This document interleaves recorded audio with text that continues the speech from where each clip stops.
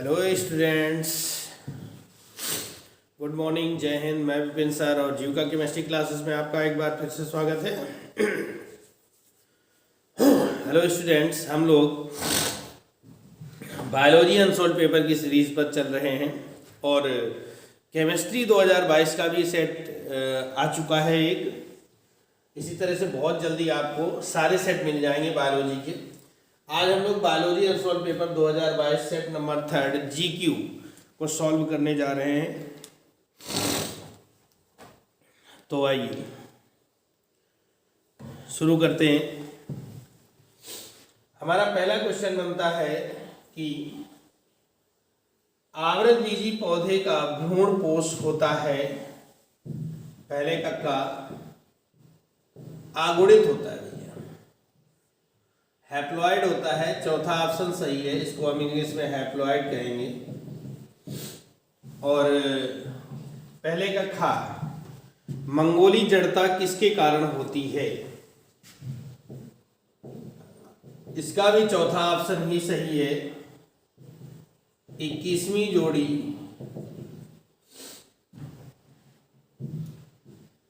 के अलिंग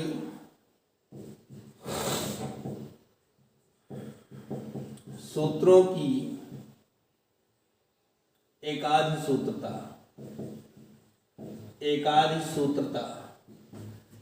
सूत्रता का मतलब है 21वीं जोड़ी में XX और एक X और ट्रिपल X हो जाते हैं, ठीक है ना। 21वीं जोड़ी के गुणसूत्र में 3 X हो जाते हैं, जिससे कुल गुणसूत्र 47 हो जाते हैं। डेंगू हड्डी तोड़ बुखार का वाहक है। एडीज, वैसे तो मच्छर की सारे मादा एडीज होना चाहिए, लेकिन ऑप्शन में केवल एडीज है, तो आपका यही सही होगा।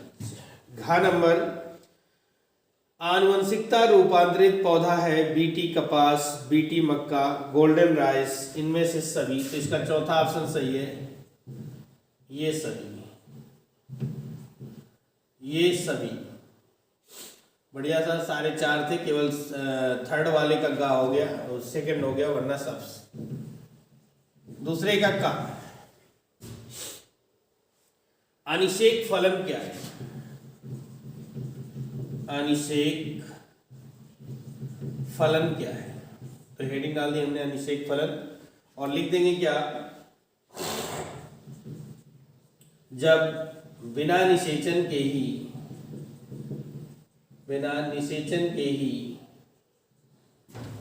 फल का निर्माण होता है, तो इसे अनिषेक फलन कहते हैं। जब बिना निषेचन के ही फल का निर्माण होता है, तो इसे अनिषेक फलन कहते हैं, ठीक है ना। कहाँ कहाँ मिल सकता है? इससे क्या होता है, इस क्रिया से बीज रहित फल बनते हैं, अर्थात इनमें बीज नहीं बनते, ठीक है ना। बीज नहीं बनते, जैसे कि अंगूर हो गया, केला हो गया, है ना। अंगूर है, केला है, अनानास है,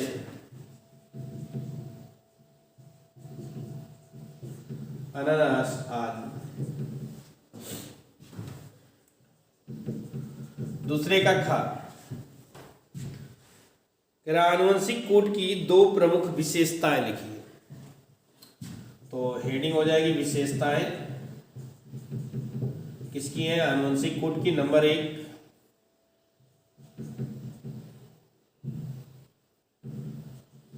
आनुवंशिक कूट त्रिक होता है। त्रिक का मतलब होता है 3-3 के समूह होते हैं, है ना। 3-3 के समूह बनते हैं। नंबर 2,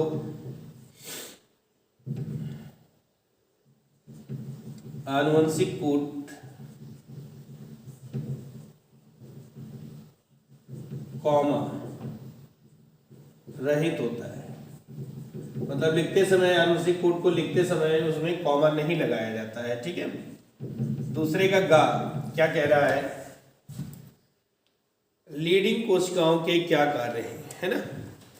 लीडिंग कोशिकाओं के क्या कार्य है ये आपको बताना है। लीडिंग कोशिकाएं लिखेंगे इसमें क्या, लीडिंग कोशिकाएं नर जननांगों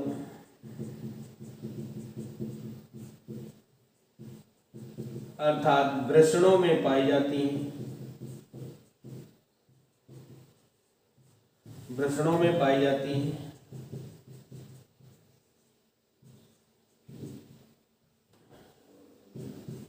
इनसे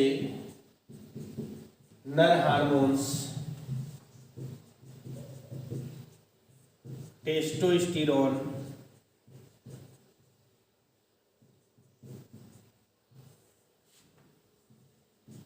का स्रावण होता है, जो नर के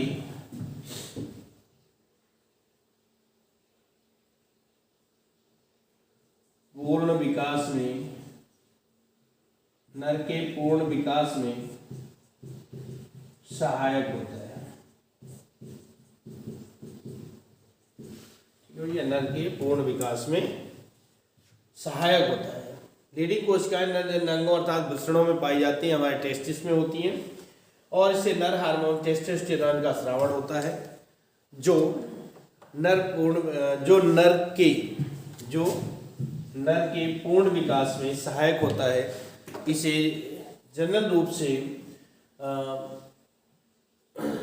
पुरुष विकास हार्मोन्स भी कहते हैं, अर्थात इस हार्मोन्स की कमी में व्यक्ति जो है नपुंसक हो जाता है, ठीक है ना। तो ये दूसरे का कंप्लीट हो गया। इसका पूर्ण कार्य होता है पुरुषत्व का विकास करना, ठीक है ना।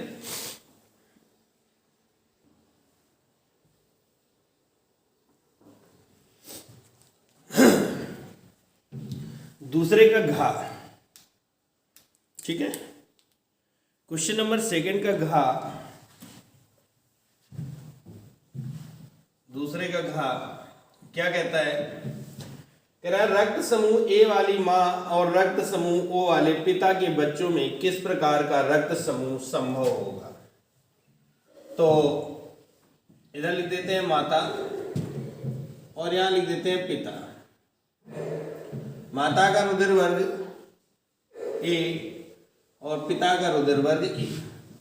माता के जो संभावित जीन होंगे वो बनेंगे IA I0 और इसके हो जाएंगे I0 I0। अब इनमें क्रॉस होता है, बहुत छोटा सा क्रॉस बनना है। IA एक तरफ माता और दूसरी तरफ पिता, I0 I0 I0। इनका इसमें क्रॉस होगा तो IA I0 IA I0, ये हो जाएगा I0 I0 I0 I0, है ना। ये हो गया। तो इस जीन को देखते हुए यानी इसको यहाँ पर ब्लड ग्रुप ए हो जाएगा, ये भी ब्लड ग्रुप ए होगा और ये O होगा और ये भी O ब्लड ग्रुप होगा। यानी कि ऐसे माँ और पिता के बच्चे ए या फिर ए ब्लड ग्रुप या फिर O ब्लड ग्रुप के बच्चे होंगे, ठीक है। क्वेश्चन नंबर 2 का अंगा, वाहिद मल क्या है, प्राथमिक तथा द्वितीयक वाहिद मल उपचार के बीच मुख्य अंतर लिखिए। तो वाहिद मल क्या है इसके बारे में आज जान लेते हैं। किरा वाहिद मल क्या है, तो इसमें लिख सकते हैं शहरों, घरों, ठीक है, शहरों, घरों, इसके अलावा कारखाने वगैरह होते हैं, है ना। तो शहरों, घरों एवं कारखानों से, शहर से हो, घर से हो या कारखाने से हो। क्वेश्चन था हमारा वाहिद मल क्या है, प्राथमिक तथा द्वितीयक वाहिद मल के उपचार में अंतर लिख रहा। से निकला मलमूत्र या अपशिष्ट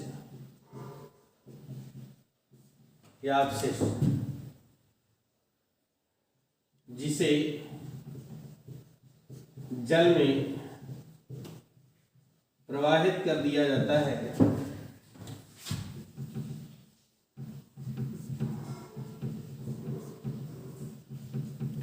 वाहित मल कहलाता है।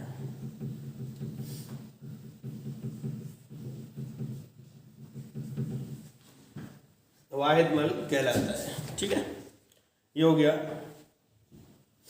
अब इसमें अंतर पूछ रहा था, प्राथमिक में और द्वितीय, दोनों उपचार में कह रहा है। इसका उपचार जब किया जाता है तो क्या है, नंबर 1 यह है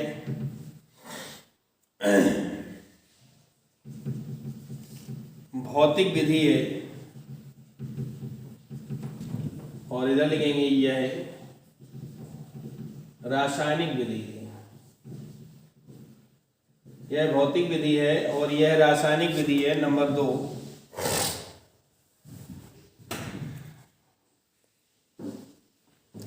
सेकेंड पॉइंट है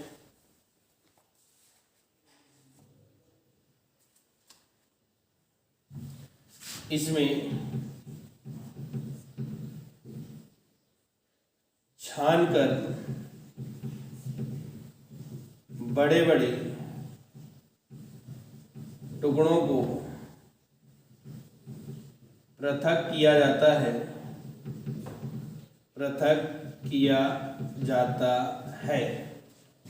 और उधर क्या होगा, इसमें घुलित पदार्थों को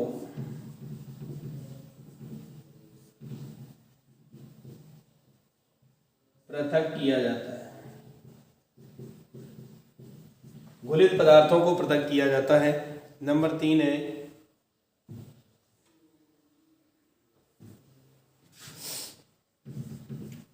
अवसादन या निस्यंदन की क्रिया होती है, और यहां पर क्या होगा, नंबर 3 इसमें वायवीय या अवायवीय क्रियाएं होती हैं। वायवीय या अवायवीय क्रियाएं होती हैं। नंबर 4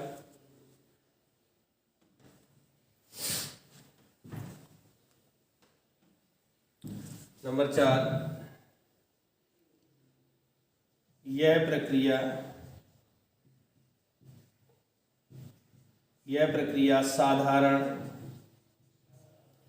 व सरल होती है, साधारण व कम समय लेती है। और नंबर 4 यह प्रक्रिया जटिल व अधिक समय लेती है।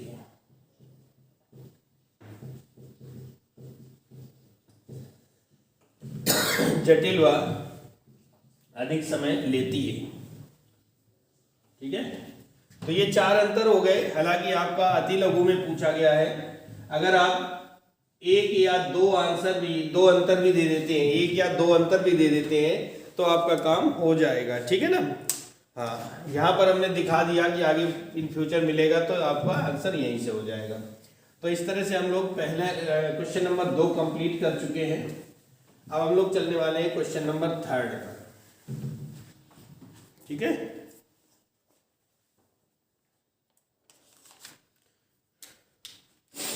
क्वेश्चन नंबर 3 कह रहा है मेंडल के पृथक्करण नियम को समझाइए।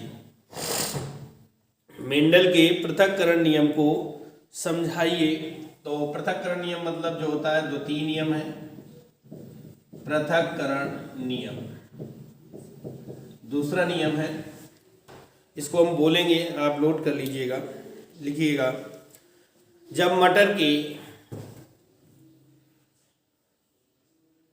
एक जोड़ी विपरीत लक्षणों को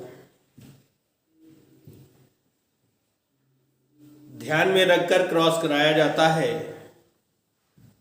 ध्यान में रखकर क्रॉस कराया जाता है तो प्रथम पीढ़ी में सभी प्रभावी लक्षण वाले पौधे प्राप्त होते हैं, परंतु इनमें स्वपरागण कराने पर लक्षणों का पृथक्करण स्वतंत्र रूप से हो जाता है, लक्षणों का पृथक्करण स्वतंत्र रूप से हो जाता है। ये तो हो गई भाषा। अब डालें एग्जाम्पल। जब मटर की शुद्ध लंबे व शुद्ध बौने पौधों के बीच क्रॉस कराया जाता है तो प्रथम पीढ़ी में सभी लंबे पौधे प्राप्त होते हैं,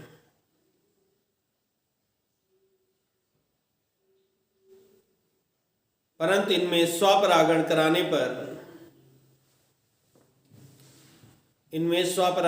पर दूसरी पीढ़ी में लंबे तथा बौने दोनों प्रकार के पौधे प्राप्त होते हैं, लंबे तथा बौने दोनों प्रकार के पौधे प्राप्त होते हैं। आइए इसको समझते हैं। शुद्ध लंबे और शुद्ध बौने। शुद्ध लंबे के लिए जीन हमने लिया कैपिटल टीटी और इसके लिए हो गया स्मॉल टीटी। इसमें युग्मक बनेंगे, क्या बनेंगे? युग्मक। इसका कैपिटल टी बनेगा और इसका स्मॉल टी बनेगा, दोनों में क्रॉस होगा और capital T small T all टाल प्लांट। सारे कैसे लंबे हैं? सेल्फ पॉलिनेशन होगा यानी स्वपरागण होगा, और स्वपरागण में क्या होगा?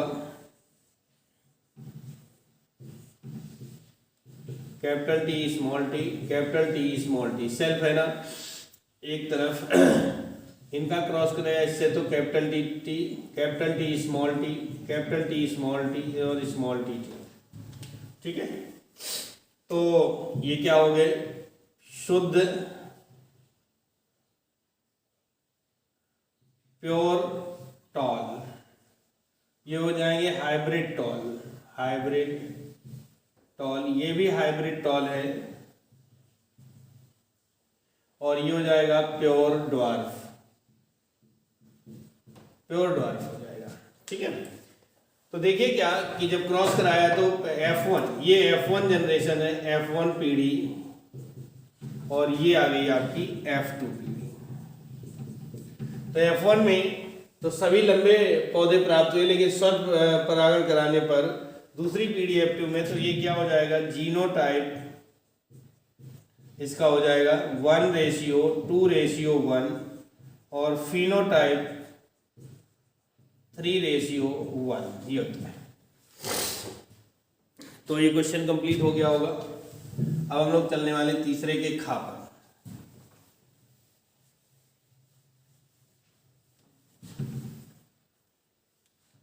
क्वेश्चन नंबर 3 का खा क्या कहता है?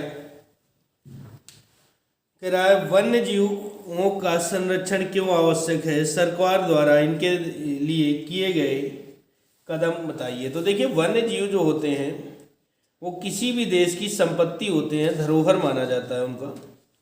ठीक है, तो उनका संरक्षण जो है बहुत जरूरी होता है।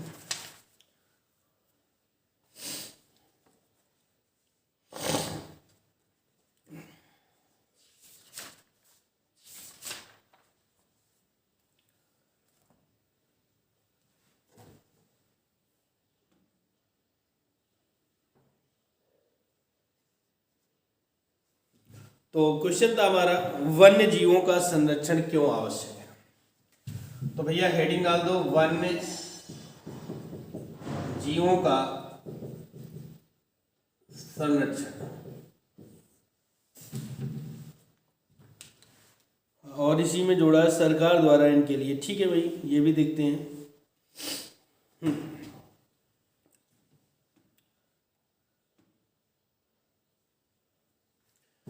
तो वन्य जीवों का जो संरक्षण है, तो लिखिएगा इसमें, वन्य जीवों का संरक्षण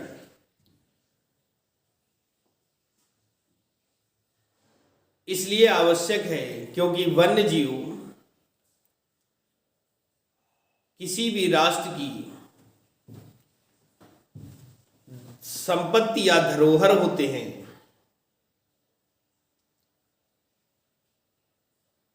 और इनके नष्ट होने से प्राकृतिक संतुलन बिगड़ सकता है, प्राकृतिक संतुलन बिगड़ सकता है। इसलिए इनका संरक्षण आवश्यक होता है। देखिए, प्राकृतिक संतुलन आवश्यक होता है, हो गया, थोड़ा समझ लेंगे फिर आगे लिखेंगे। प्राकृतिक संरक्षण का मतलब क्या होता है कि जैसे किसी जंगल के सारे शेर खत्म हो जाए, किसी जंगल के सारे शेर मर जाए, यानी मांसाहारी जंतु सारे खत्म हो जाए, तो शाकाहारी जंतुओं की इतनी ज़्यादा जनसंख्या बढ़ जाएगी कि वो पेड़ पौधों को बहुत जल्दी खत्म कर देंगे और वो नष्ट हो जाएंगे, फिर वो भूख से मरेंगे, फिर उन पे उपस्थित जो शाकाहारी जितने थे पशु पक्षी वो सब मर जाएंगे, है ना। और उनके अधिक उपयोग होने से क्या होगा, जंगल खत्म हो जाएंगे, जंगल खत्म होगा तो ऑक्सीजन, तो ये क्या हुआ, प्राकृतिक संतुलन बिगड़ जाता है। प्राकृतिक संतुलन को बनाए रखने के लिए वन्य जीवों का संरक्षण आवश्यक है। अब आप हेडिंग डालेंगे, सरकार द्वारा किए गए उपाय। हमारी सरकार ने, लिखिएगा, हमारी सरकार ने वन्य जीवों के संरक्षण के लिए विभिन्न विधियां अपनाई हैं, विभिन्न विधियां अपनाई हैं।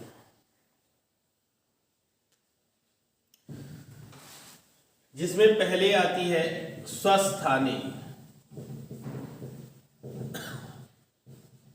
स्वस्थानी संरक्षण का मतलब होता है जिस जीवधारी जहां रह रहा उसको वहीं पर संरक्षित कर दिया जाए। इसके अंतर्गत नंबर विधियां आती जैसे कि राष्ट्रीय उद्यान,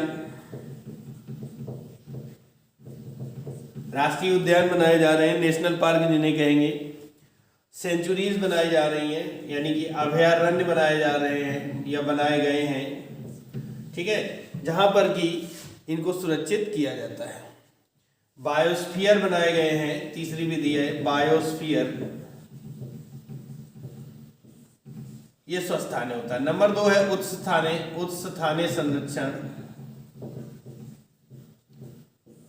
उत्स्थाने संरक्षण, इसमें क्या होता है, जब कोई जंतु ज्यादा जल्दी नष्ट हो रहा है तो उसको उसके प्राकृतिक आवास से हटाकर कृत्रिम आवासों में रखा जाता है, जैसे कि चिड़ियाघर बनाए गए हैं, वहां पर रख सकते हैं इनको। इसके लिए क्या किया गया, जीन बैंक की स्थापना की गई है, जीन बैंक की स्थापना की गई है। दूसरा नंबर है इसके अंतर्गत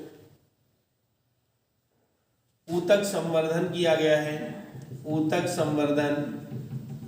सी नंबर पर लिख सकते हैं चिड़ियाघरों का निर्माण किया जाता है जहां पर इन जानवरों को सुरक्षित रखा जाता है। ठीक है, तो ये हो गया तीसरे का खा। तीसरे का गा यहीं पर सॉल्व कर लेते हैं। थर्ड का गा कह रहा है पेचिस के कारक, तो पेचिस रोग जो है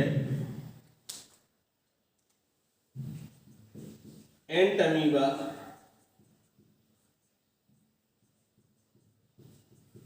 हिस्टोलिटिका, एंट अमीबा हिस्टोलिटिका नामक प्रोटोजोआ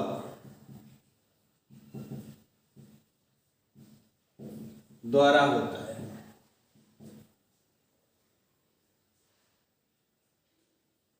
पेचिस रोग एंट अमीबा हिस्टोलिटिका नामक प्रोटोजोआ द्वारा होती है। तो ये तो हो गया कारक। लक्षण क्या होते हैं, बार बार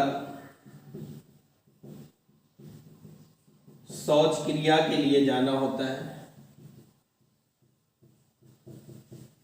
शौच क्रिया के लिए जाना पड़ता है, नंबर 1। नंबर 2, पेट में दर्द होता है, ठीक है। नंबर 3, अपच, भूख न लगना आदि, ये लक्षण हो जाते हैं। और कह रहे क्या, बचाव के उपाय, तो हेडिंग डाल देंगे बचाव। नंबर 1, भोजन करते समय हाथ धो लेना चाहिए। नंबर 2, कच्ची सब्जियों को धोकर ही लेना चाहिए। नंबर 3, एंटीबायोटिक औषधियों से आराम मिलता है, एंटीबायोटिक औषधियों से आराम मिलता है। ये हो गया तीसरे का काम, ठीक है। वाटसन और क्रिक द्वारा प्रस्तुत किए गए मॉडल की संरचना का नामांकित चित्र बनाइए। तीसरे का घा कह रहा है, डायग्राम पूछ रहा है और बाद में कह रहा है वर्णन की आवश्यकता नहीं है, मतलब आप वर्णन ना करें, वर्णन हम आपसे नहीं मांग रहे हैं। तीसरे का घा, देखिए डीएनए बनाएंगे, कैसे बनाएंगे डीएनए। हाँ चलो, यहाँ से ऐसे लाया, वैसे मोड़ दिया, फिर यहाँ से दूसरी श्रृंखला को उठाया और ऐसे ले गए, इसको यहाँ अटैच कर दिया, यहाँ से ऐसे ले आए, ऐसे लाएंगे और ये ऐसे जोड़ करके यहाँ से ऐसा निकाल देंगे। फिर दूसरी श्रृंखला आएगी,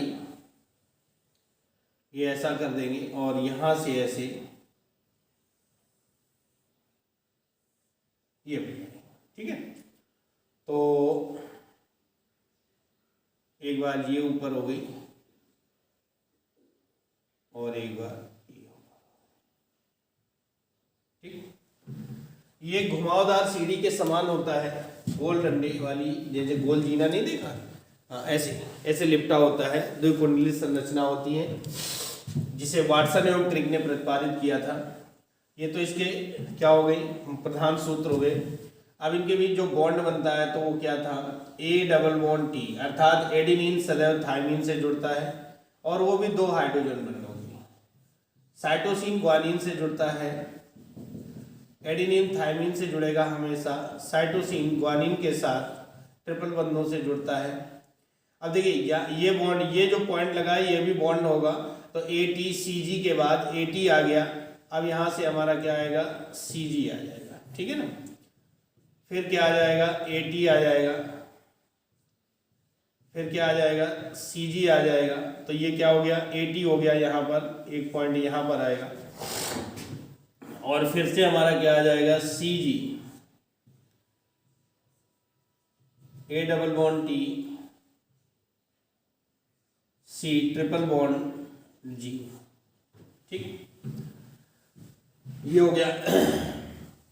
इसका जो व्यास होता है, यानी पूरे डीएनए का जो व्यास होता है वो 20 एंगस्ट्रॉम होता है। कोई भी 2 डंडों के बीच की दूरी जो है वो 3.4 एंगस्ट्रॉम होती है और प्रत्येक कुंडलन की लंबाई 34 एंगस्ट्रॉम होती है। ये होता है, ये बन गया। अब इसका क्रम कैसे याद रहे, तो एक बहुत सिंपल सी लैंग्वेज बताते हैं हम, कैसे क्रम याद कर रखेंगे, कैसे कौन किससे जुड़ेगा ये भी याद होना चाहिए। तो आए, ए से आए कर देंगे, आए थे चले गए, आए थे चले गए, आए थे चले गए, आए थे चले गए, आए थे चले गए, आए थे चले गए। इस तरह से हम इसको कोड भाषा में याद रखेंगे कैसे कैसे जुड़ना है, ठीक है। ये तीसरे का घा कंप्लीट हो गया। अब हम इसको साफ करेंगे और चलते हैं तीसरे के अंगा नंबर पर, क्या कहता है वो।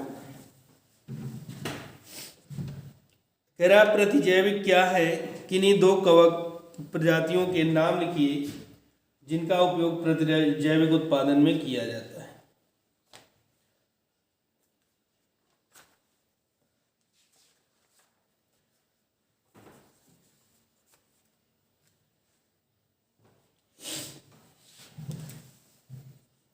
तीसरे का अंग प्रतिजैविक। कह रहा प्रतिजैविक क्या है, इसके बारे में बताना है। इंग्लिश में इनको एंटीबायोटिक कहते हैं, चलो लिख लेते हैं एंटीबायोटिक।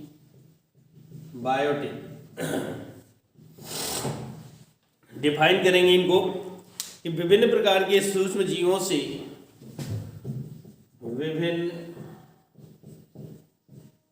प्रकार के सूक्ष्म जीवों से उत्पन्न वे रासायनिक पदार्थ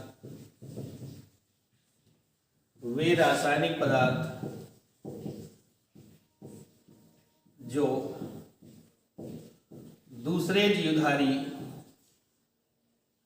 दूसरे सूक्ष्म जीवों की वृद्धि को रोकते हैं प्रतिजैविक कहलाते हैं। प्रतिजैविक कहलाता है विभिन्न प्रकार के सूक्ष्म जीवों से उत्पन्न वे रासायनिक पदार्थ जो दूसरे सूक्ष्म जीवों की वृद्धि को रोकते हैं, प्रतिजैविक कहलाते हैं, है ना। ये एंटीबायोटिक ऐसे होते हैं जो कि खुद किसी दूसरे जीवधारी से उत्पन्न होंगे और दूसरे जीवधारी की वृद्धि को रोक देंगे, प्रतिजैविक कहलाते हैं। अब इसमें किन्हीं दो कवक प्रजातियों के नाम लिखिए जिनका प्रयोग प्रतिजैविकों के उत्पादन में किया जाता है।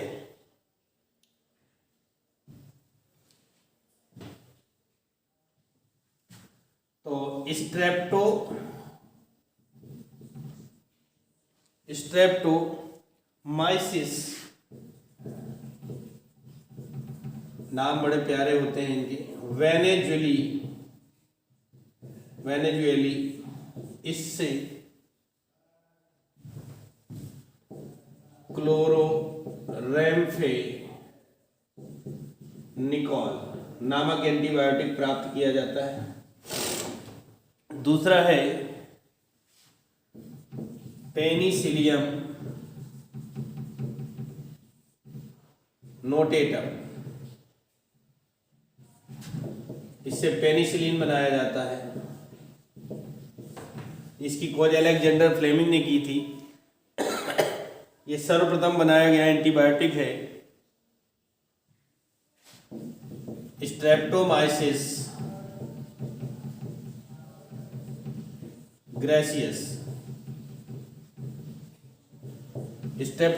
ग्रेसियस से स्ट्रेप्टोमाइसिन नामक एंटीबायोटिक प्राप्त की जाती है। ठीक है, तो ये थे हमारे क्या कवक प्रजाति, और ये हो जाएंगी औषधि या एंटीबायोटिक कह सकते हैं। ठीक है, ये प्राप्त किए जाते हैं। तीसरा, इस प्रकार से हमारे 3 क्वेश्चन कंप्लीट हो गए। अब हम चलते हैं चौथे के का पर। क्वेश्चन नंबर 4 का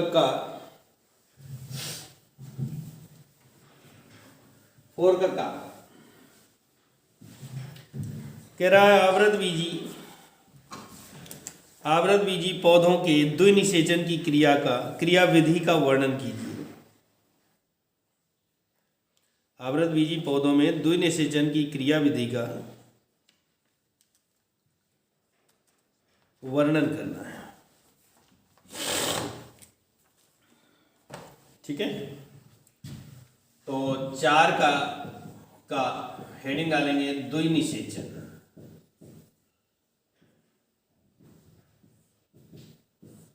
या इसी को इंग्लिश में कहेंगे डबल फर्टिलाइजेशन।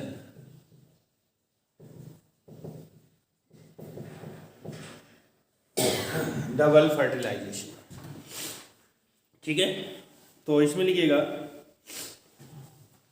सबसे पहले तो लिखें, बोलूंगा मैं, नर एवं मादा युग्मकों का मिलना निषेचन कहलाता है। नर एवं मादा युग्मकों का मिलना निषेचन कहलाता है। अब पैराग्राफ चेंज करके लिखेंगे। उन्होंने कहा सचित्र वर्णन करना है, क्रियाविधि का वर्णन करना है। तो आइए देखते हैं, देखिएगा, इस क्रिया में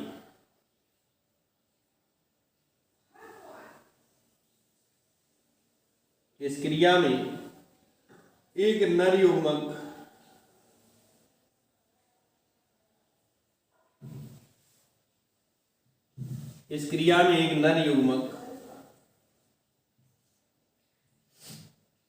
पराग कोश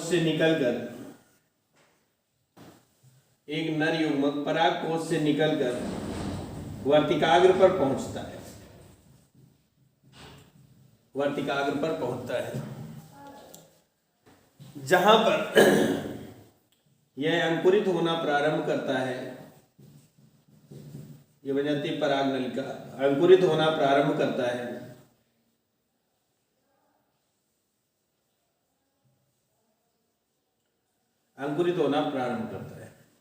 जिसे पराग नलिका कहते हैं। पराग नलिका वृद्धि करती हुई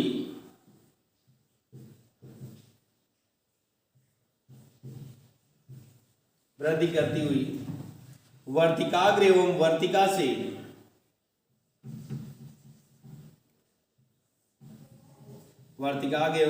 से होती हुई बीजांड तक पहुंच जाती है। ऐसे बीजांड तक पहुंच जाती है।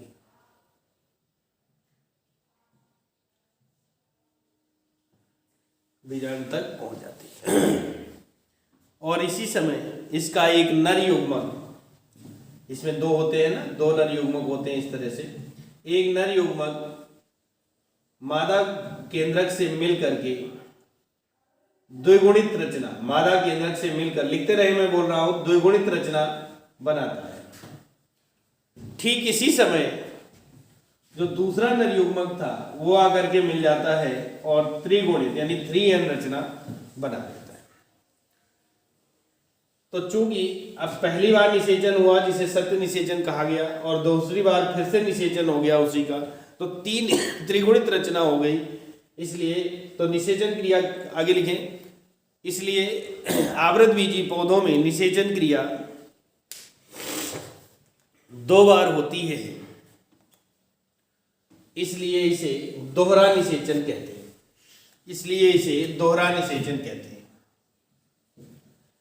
इसकी खोज सर्वप्रथम नवासीन ने की थी। ये विद डायग्राम आपका क्वेश्चन नंबर 4 का कंप्लीट हो गया। अब हम लोग 4 के खा पर चलने वाले हैं।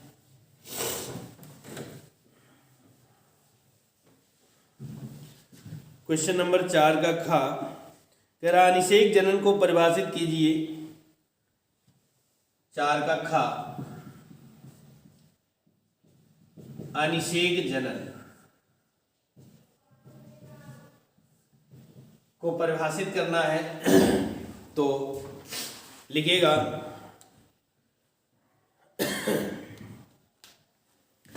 बिना निषेचन के ही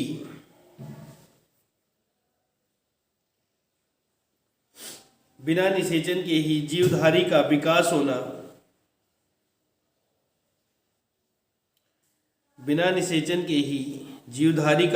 होना, अनिषेक जनन कहलाता है। बिना निषेचन के ही जीवधारी का यानी अनिषेचित अंडाणु से जीवधारी का विकास होना क्या कहलाता है? अनिषेक जनन। कहाँ मिलेगा? एग्जाम्पल में लिखिएगा।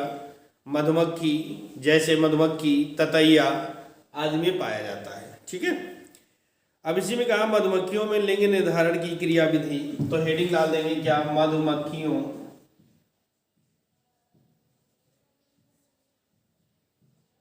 में लिंग निर्धारण।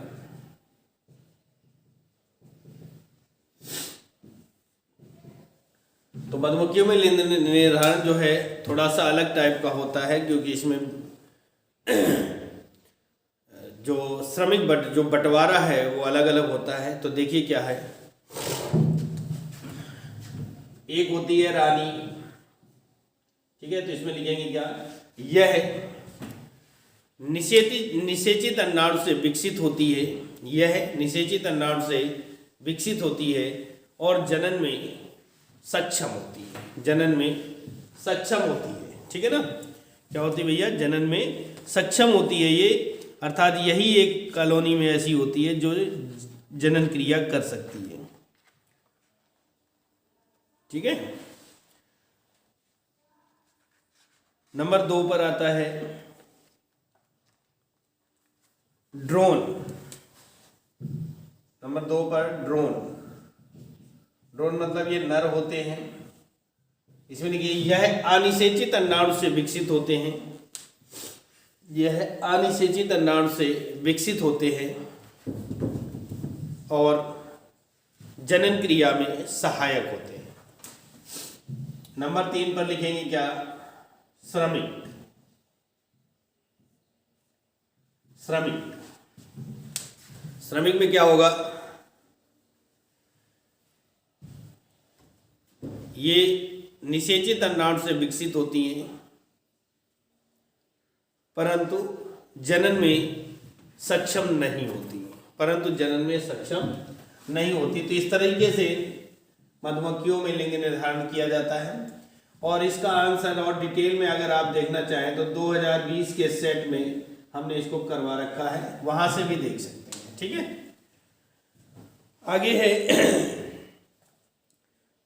चौथे का गा, पैलिंड्रोमिक न्यूक्लियोटाइड अनुक्रम। चौथे का गा, इसका आंसर मुझे अभी नहीं मिला है, तो ये अभी आपका डाउट में अगर आपको मिल जाए तो गूगल वगैरह से आप देख लीजिएगा। मुझे नहीं मिला, इसलिए मैंने इसको छोड़ दिया है। ठीक है। चौथे के घा पर आते हैं, मरुस्थलीय पादपों और जंतुओं के अनुकूलन पर संक्षिप्त टिप्पणी लिखी है। मरुस्थल में रहने वाले पादप और जंतु कैसे होते हैं, उनके अनुकूलन पर संक्षिप्त टिप्पणी लिखना है। तो आइए,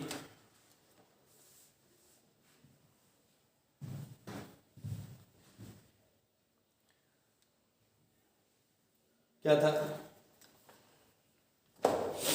मरुस्थलीय पादपों और जंतुओं के अनुकूलन पर संक्षिप्त टिप्पणी। तो पहले हेडिंग डाल देते हैं, मरुस्थलीय पादप।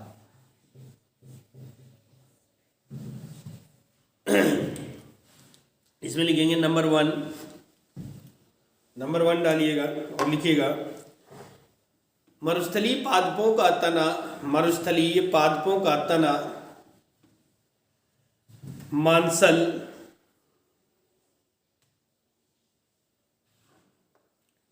कौमा पर्णाभ, पर्णाभ, पर्णाभ रूप में रूपांतरित होता है, रूपांतरित होता है। नंबर 1 हो गया। नंबर 2, पत्तियां कांटों में रूपांतरित हो जाती हैं, पत्तियां कांटों में रूपांतरित हो जाती हैं।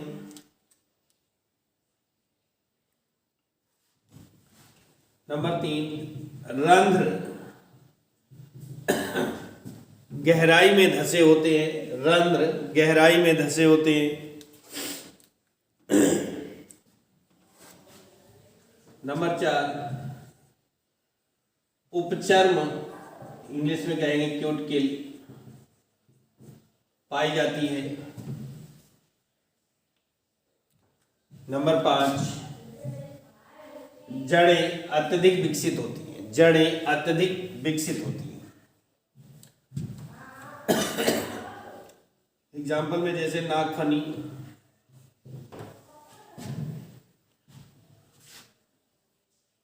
नागफनी है, घीक्वार है। ठीक है। आदि। अब हेडिंग डाल देंगे क्या, मरुस्थलीय जंतु। इसमें लिखेंगे, इन्हें जल की कम आवश्यकता होती है। नंबर 1 है, इन जंतुओं को जल की कम आवश्यकता होती है। नंबर 2, पहला था जल की कम आवश्यकता होती। नंबर 2, त्वचा शुष्क व खुरदरी होती है, शुष्क व खुरदरी होती है। नंबर 3, रात्रिचर होते हैं, रात्रिचर होते हैं, अरे रात में निकलते हैं जिससे धूप कम पड़ेगी तो गर्मी कम लगेगी, तो वाष्पोत्सर्जन कम होगा। ठीक है ना। रात्रिचर होते हैं, जैसे कि आपका एग्जाम्पल लिख लेंगे, गिरगिट हो गया, रेगिस्तानी चूहा है आदि। तो भैया इस तरीके से हमारा क्वेश्चन नंबर 4 भी कंप्लीट हो जाता है। अब हम लोग क्वेश्चन नंबर 5 की ओर बढ़ने वाले हैं। सॉरी,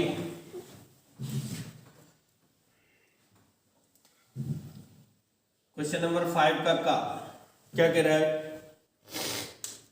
त्रिसंलयन क्या है और यह कहाँ और कैसे संपन्न होता है? त्रिसंलयन, इसमें लिखेंगे आवृत बीजी पौधों में, लिखिएगा आवृत बीजी पौधों में एक नर युग्मक मादा युग्मक से मिलकर, यानी एन मेल हो गया और एन फीमेल है, मादा युग्मक से मिलकर द्विगुणित यानी डिप्लॉयड जाइगोट बनाता है, द्विगुणित जाइगोट बनाता है। ठीक इसी समय ये एक मिल गया, दूसरा नर युग्मक द्विगुणित जाइगोट से मिलकर त्रिगुणित भ्रूण कोष बनाता है, त्रिगुणित भ्रूण बनाता है। ठीक है। तो 1, 2 और 3 केंद्रक आपस में मिलकर के त्रिगुणित बनाते हैं। इस रचना को त्रिसंलयन, आगे लिख लीजिए, त्रिसंलयन कहलाता है, त्रिसंलयन कहलाता है। और कह रहा था यह कहाँ और कैसे संपन्न होता है, तो ये सब संपन्न कैसे होता है, मिलता है, लिख गया। और ये कहाँ होता है? आवृत बीजी पौधों में पाया जाता है। कहाँ होता है? आवृत बीजी, लिख लेंगे, यह आवृत बीजी पौधों में पाया जाता है। और कैसे संपन्न होता है, लिख लेंगे, यह निषेचन क्रिया के द्वारा संपन्न होता है। 5वें का खा, एस्केरिस्ता, एस्केरिस्ता, इसको इंग्लिश में एस्केरिएसिस भी बोलते हैं, एस्केरिएसिस भी बोलते हैं इसको। एस्केरिस क्या होता है अभी आपको दिखाते हैं, और कैसे कैसे हमारी बॉडी में रोग फैलाने का काम भी करता है।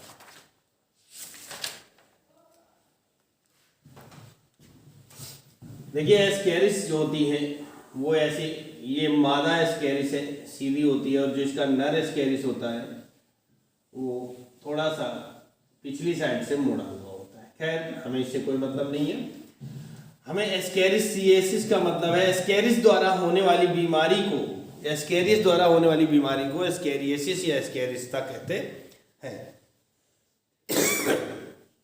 तो लिख लीजिए इसमें,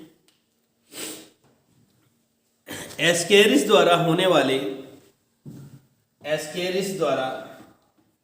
होने वाले रोग को एस्केरिस्ता कहते हैं या एस्केरिएसिस कहते हैं।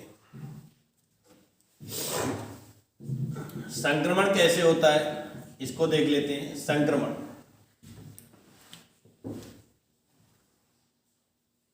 एस्केरिस के अंडे रोगी की आंत में उपस्थित रहते हैं और मल के साथ बाहर निकलते हैं,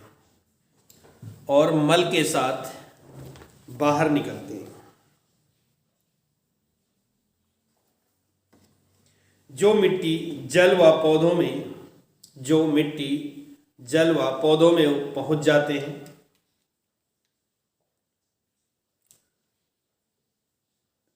यहीं से यह स्वस्थ मनुष्य में पहुंचते हैं।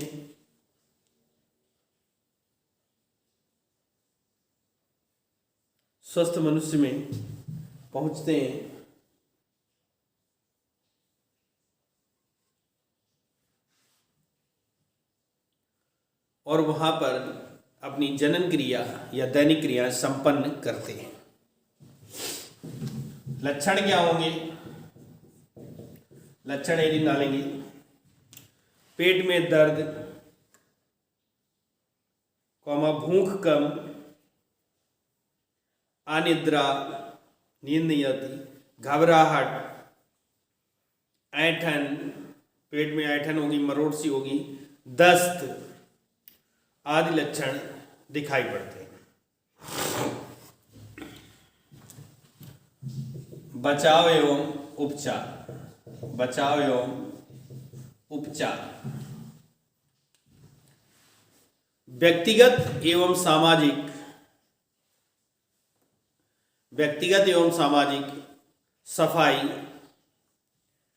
इस रोग की सर्वश्रेष्ठ व्यक्तिगत एवं सामाजिक सफाई इस रोग की सर्वश्रेष्ठ रोकथाम है। ये पहला नंबर था। नंबर 2 लिखेंगे, भोजन से पूर्व हाथ धो लेना चाहिए। भोजन से पूर्व हाथ धो लेना चाहिए। ऐसे में क्या होता है, जो बच्चे वगैरह होते हैं वो खेलते हुए आए, मिट्टी में खेल रहे थे, बाहर से आए और दौड़ करके सीधे खाने में टूट पड़े, तो उन्हीं खानों के साथ मिट्टी के कण और एस्केरिस के कण पहुंच जाएंगे। नंबर 3,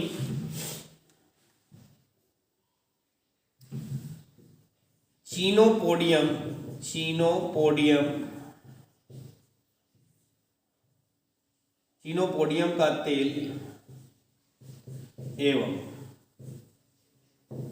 टेट्रा क्लोरोएथिलीन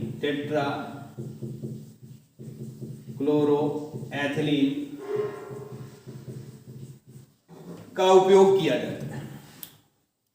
का उपयोग करने से आराम मिलता है। तो ये हो गया 5वें का ख। 5वें का ग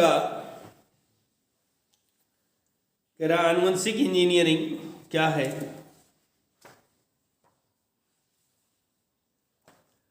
पांचवें का ग कह रहा आनुवंशिक इंजीनियरिंग क्या है?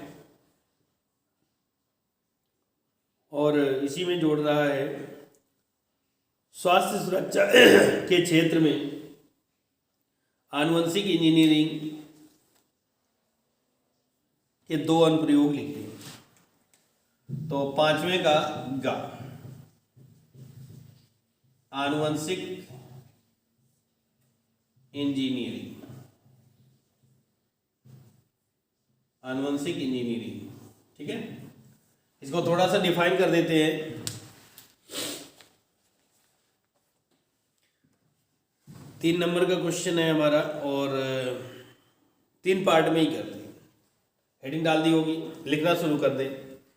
आनुवंशिक पदार्थ, आनुवंशिक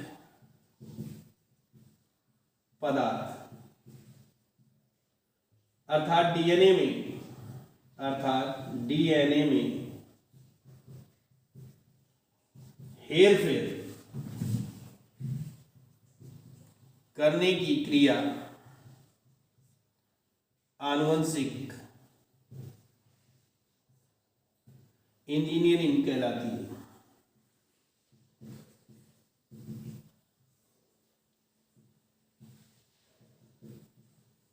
है ना। आनुवंशिक पदार्थ अर्थात डीएनए में हेर फेर करने की क्रिया आनुवंशिक इंजीनियरिंग कहलाती है, जेनेटिक इंजीनियरिंग कहलाती है। ये तो हो गई डेफिनेशन। अब इसमें पूछा गया है स्वास्थ्य सुरक्षा के क्षेत्र में आनुवंशिक इंजीनियरिंग के 2 अनुप्रयोगों को स्पष्ट कीजिए। ठीक है, 2 अनुप्रयोगों को स्पष्ट कीजिए। तो इसमें हम पहली डालते हैं जीन चिकित्सा। क्या होता है इसके बारे में लिखते हैं, हेडिंग डालेंगे जीन चिकित्सा। स्वास्थ्य क्षेत्र की बात कर रहा है तो जीन चिकित्सा। इसके अंतर्गत इसमें लिखो, इसके अंतर्गत त्रुटिपूर्ण जीन को, त्रुटिपूर्ण यानी जो गड़बड़ जीन है, त्रुटिपूर्ण जीन को हटाकर वांछित जीन को जोड़ा जाता है। त्रुटिपूर्ण जीन को हटाकर वांछित जीन को जोड़ा जाता है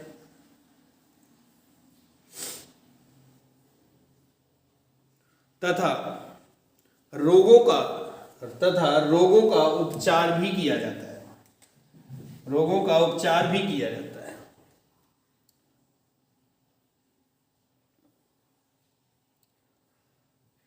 नंबर दो बिना हेडिंग का लिख लीजिए, हेडिंग नहीं बनेगी, ऐसे लिख लेंगे। रोगजनक विषाणुओं का रूपांतरण करके आनुवंशिक पदार्थ में परिवर्तन किया जाता है। आनुवंशिक पदार्थ में परिवर्तन किया जाता है, जिससे यह विषाणु दूसरे रोगजनकों को रोकने में सहायक हो जाते हैं। दूसरे रोगजनकों को रोकने में सहायक हो जाते हैं। ठीक है, तो ये 5 का गा भी कंप्लीट हो गया। अब हम लोग 5 के घा पर चलेंगे।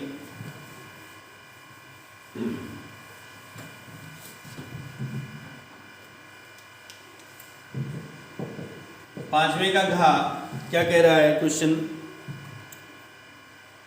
समष्टि को की किन्हीं 3 महत्वपूर्ण विशेषताओं की व्याख्या कीजिए। तो हेडिंग डाल दो समष्टि, हेडिंग डाल दो, सबसे पहले तो समष्टि डाल दो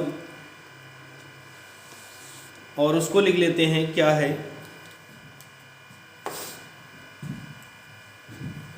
लिखिए समष्टि, हेडिंग डाल दी। किसी विशिष्ट भौगोलिक क्षेत्र में निवास एवं परस्पर प्रजनन करने वाली समान जीव जाति के समूह को समष्टि कहते हैं।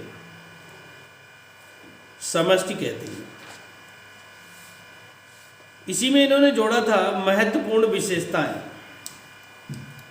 तो नंबर 1,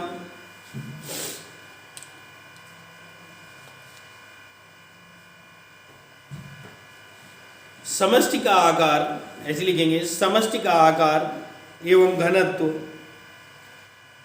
अर्थात जीवों की संख्या कभी स्थिर नहीं रहती। समष्टि का आकार एवं घनत्व अर्थात जीवों की संख्या कभी स्थिर नहीं रहती है। पहला पॉइंट हो गया। अब इसको समझेंगे। कहीं भी किसी क्षेत्र में, आपके ही क्षेत्र में आप जहाँ पर रह रहे हैं, वहाँ की जनसंख्या निरंतर बढ़ेगी और कुछ बहुत क्या होगा कि जो बुजुर्ग लोग हैं, दादी बाबा लोग, वो एक्सपायर भी होते रहते हैं, है ना।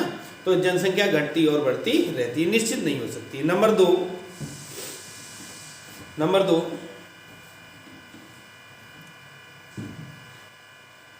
किसी भी समष्टि में जन्म दर बनी रहती है। नंबर 3, किसी भी समष्टि में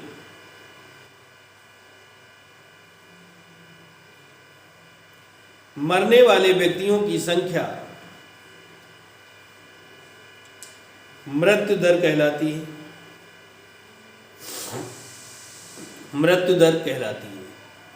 3 पूछा था, 3 आंसर हो गए आपके। अब है 6वां क्वेश्चन नंबर 6।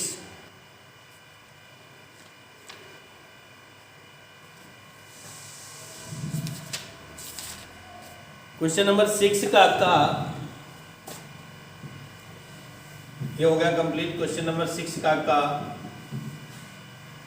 क्या कह रहा है कि पीले बीज वाले लंबे पौधे, पीले बीज वाले लंबे पौधे जिनका क्रॉस है capital T small T, capital Y small Y, ये दिया गया है। और उसने कहा है हरे बीज वाले लंबे पौधे, हरे बीज वाले लंबे पौधे, ठीक है। तो इसका दिया गया कैपिटल टी स्मॉल टी और स्मॉल वाई स्मॉल। ये। अब इनमें कह रहा है कराने पर, कह रहा है इनमें क्रॉस कराया जाए तो इनके अनुपात में लंबे हरे और बौने हरे पौधे किस अनुपात में प्राप्त होंगे। ठीक है, तो देखिए इसमें जो युग्मक बनेंगे वो 4 युग्मक बनते हैं, capital T capital Y, capital T small T capital Y और स्मॉल टी स्मॉल वाई। और इसमें जो युग्मक बनेंगे वो कैपिटल टी स्मॉल वाई और स्मॉल टी स्मॉल वाई, 2 ही प्रकार के युग्मक बनेंगे। ठीक है, अब इनमें क्या करवाते हैं, क्रॉस करवा देते हैं। क्या करवाएंगे भैया, क्रॉस करवा लेंगे। तो क्रॉस करवाने में क्या होगा,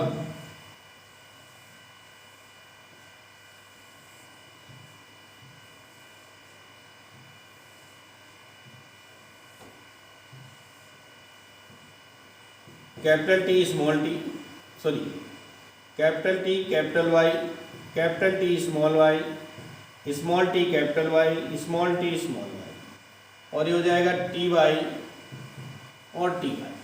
ठीक है, अब इनके बीच क्रॉस कराएंगे तो क्या होगा भैया, capital T capital Y small Y, इसके बीच कराएंगे तो क्या हो जाएगा, capital T capital Y small Y. इसका इसमें गुणा करेंगे, capital T small Y, capital T small Y, capital T capital Y small Y, और ये हो जाएगा स्मॉल टी कैपिटल वाई, नहीं small T capital Y small Y, capital T small Y Y, small T Y Y. ठीक है, ये हमारा cross हुआ तैयार। अब इसमें लिखेंगे क्या, ये लंबे और पीले, ये भी हमारे लंबे और पीले हो, ये लंबे और हरे हो जाएंगे, लंबे और हरे, क्योंकि स्मॉल वाई वाई लगा है।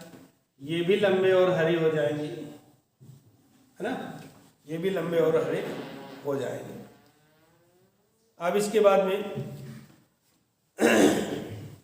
इसमें 2 कैपिटल है तो ये लंबे और पीले, और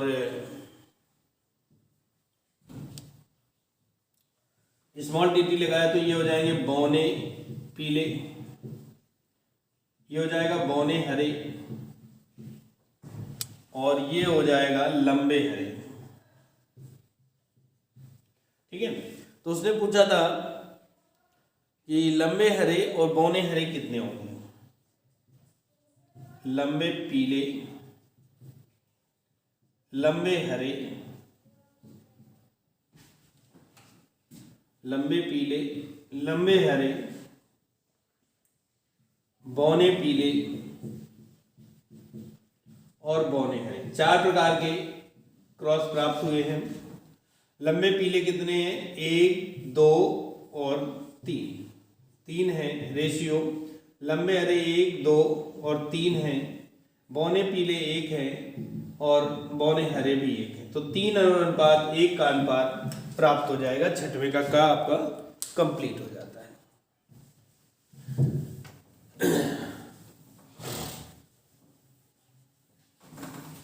6वें का कंप्लीट हो गया।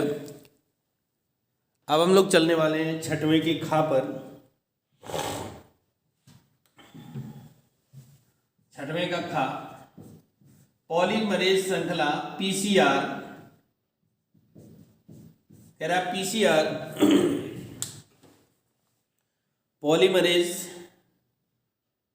श्रृंखला क्रिया को संक्षेप में समझाइए। तो हेडिंग डाल दीजिएगा पॉलीमरेज श्रृंखला, और इसे मैं बोल दूंगा, आप लोग लिख लीजिएगा। 3 नंबर का प्रश्न है, नोट करिएगा। पीसीआर यानी पॉलीमरेज चेन रिएक्शन, पीसीआर लक्ष्य डीएनए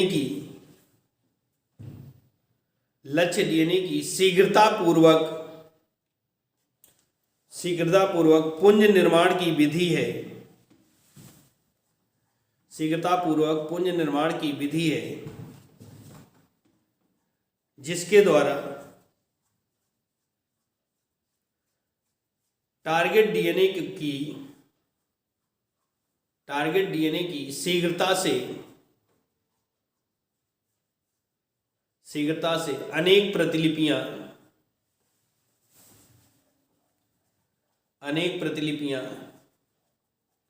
तैयार की जाती हैं।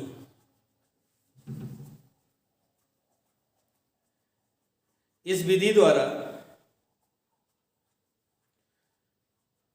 एकल डीएनए अणु के नमूने का दीर्घीकरण किया जाता है। इस तकनीक को सन 1983 में 1983 में कैरी मुलिस साइंटिस्ट का नाम है कैरी मुलिस ने खोजा था, जिसके लिए इन्हें 1993 में 1993 में नोबेल पुरस्कार प्रदान किया गया।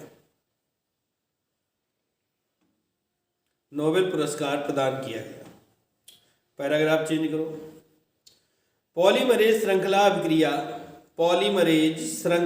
अभिक्रिया परख नली में डीएनए का प्रतिकृतियन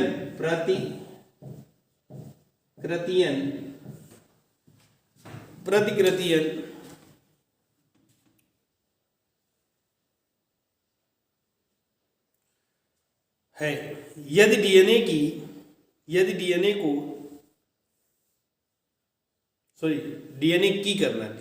की लंबाई को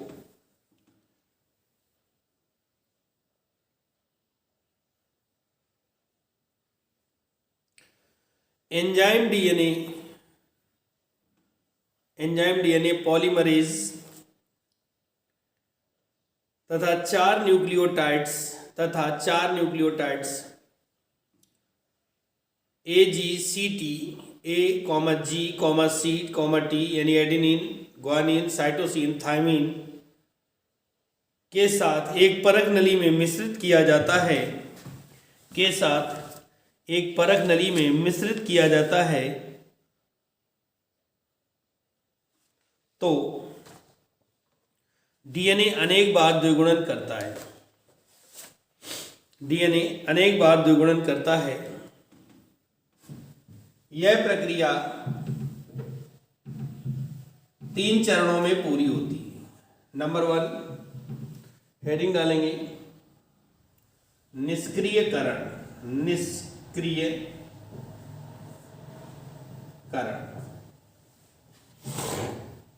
इसमें लिखिए साधारणता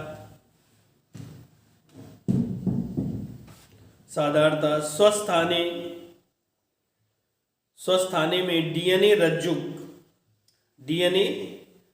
रज्जुक को एंजाइम हेलिकेज से पृथक किया जाता है, लेकिन पीसीआर में डीएनए रज्जुकों यानी स्ट्रैंड जो 2 श्रृंखलाएं होती हैं उन्हें स्ट्रैंड बोलते हैं। स्ट्रैंड को 2 मिनट के लिए 95 डिग्री सेंटीग्रेड ताप देकर पृथक किया जाता है।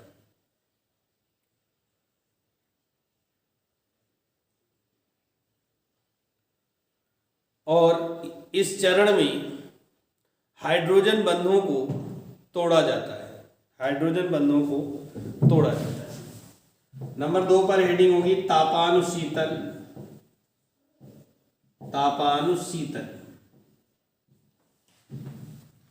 हेडिंग डाल दें और लिखें डीएनए बहुलीकरण डीएनए बहुलीकरण में सदैव लघु, कॉमा लगाओ, लगभग 20 क्षार युग्म लंबाई के डीएनए की आवश्यकता होती है। साधारण परिस्थितियों में डीएनए द्विगुणन के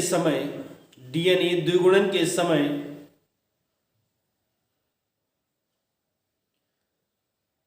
प्रारंभक निर्मित हो जाते हैं।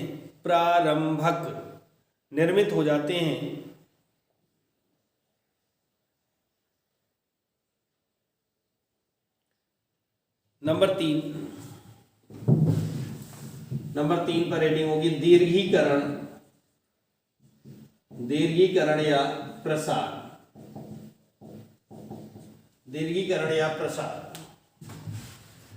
डीएनए पॉलीमरेज टैंक पॉलीमरेज प्रारंभक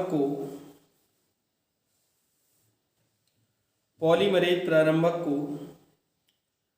दीर्घित या प्रसारित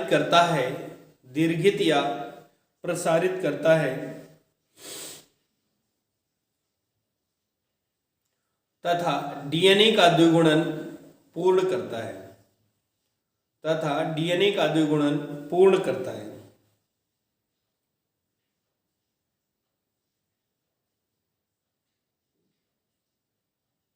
पीसीआर के प्रयुक्त एंजाइम थर्मोफिल्स जीवाणु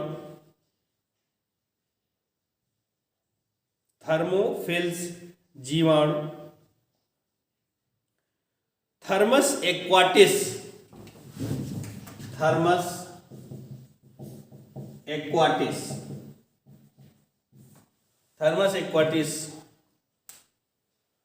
से व्युत्पन्न किए जाते हैं, जो 90 डिग्री यानी 90 डिग्री ताप के गर्म झरनों में प्राकृतिक रूप से मिलते हैं। इसलिए अभिक्रिया के द्वितीय चरण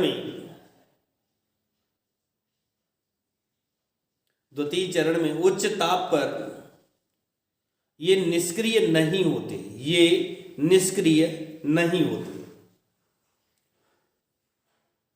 इनका उचित ताप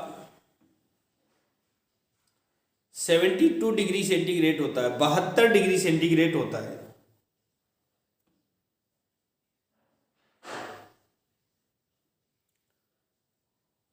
इसलिए द्विगुणन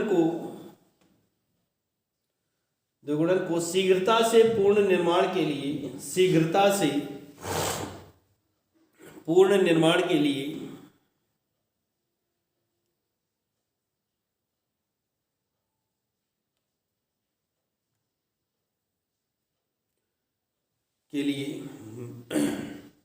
मिश्रण को इस ताप तक कुछ समय के लिए गर्म किया जाता है।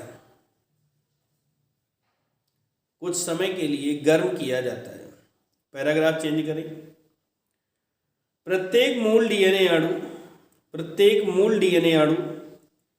द्विगुणित प्रतिकृतिकरण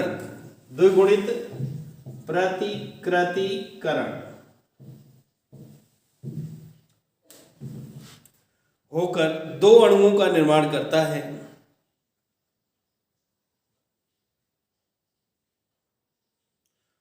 इस प्रकार प्रत्येक बार डीएनए अणुओं की संख्या 2 गुनी हो जाती है।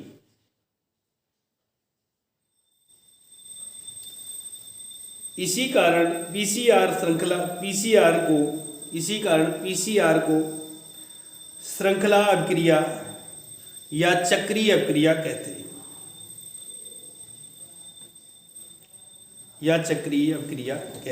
तो ये हो गया भैया हमारा 6वें का खा अब हम लोग छठवें के गा पर चलेंगे। छठवें के गा में कह रहा है राष्ट्रीय उद्यान नहीं, राष्ट्रीय उद्यान तथा सेंचुरीज पर टिप्पणी लिखिएगा। तो हेडिंग डाल देंगे राष्ट्रीय उद्यान। ठीक है, राष्ट्रीय उद्यान, और इनके बारे में डिफाइन करेंगे क्या है। लिखिएगा राष्ट्रीय उद्यान वह क्षेत्र जो राष्ट्रीय उद्यान में लिखिए वह क्षेत्र जो वन्य जीवों के लिए, वह क्षेत्र जो वन्य जीवों के लिए, टाइम देख रहा था भैया कितना समय हो गया है ना, वह क्षेत्र जो वन्य जीवों के लिए पूर्ण रूप से संरक्षित होता है, जिसमें पशु चराना, शिकार खेलना, फसल बोना आदि पूर्णतया वर्जित होता है, राष्ट्रीय उद्यान कहलाते हैं। राष्ट्रीय उद्यान कहलाते हैं।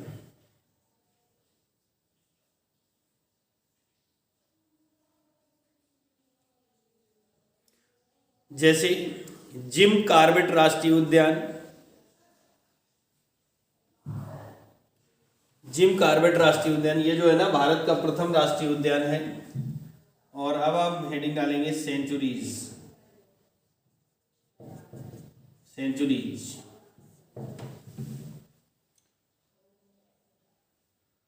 सेंचुरीज इसमें लिखेंगे वे सामूहिक आरक्षित क्षेत्र जहां पादप एवं जंतुओं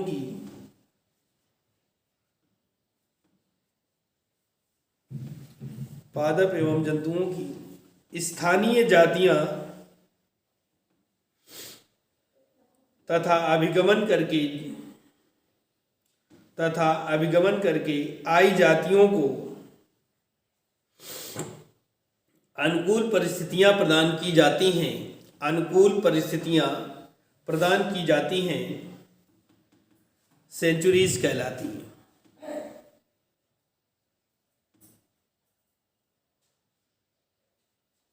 सेंचुरीज कहलाती हैं। ये हो गया आपका पांचवें का गा। अब पांचवें का घा, छठवें का घा। पहला है शीत निष्क्रियता। अच्छा, अंतर लिखना है, शीत निष्क्रियता, और दूसरा है ग्रीष्म निष्क्रियता। शीत निष्क्रियता और दूसरा है ग्रीष्म निष्क्रियता में अंतर लिखना है। तो दोनों में अंतर लिखना है भैया, शीत निष्क्रियता और ग्रीष्म निष्क्रियता में।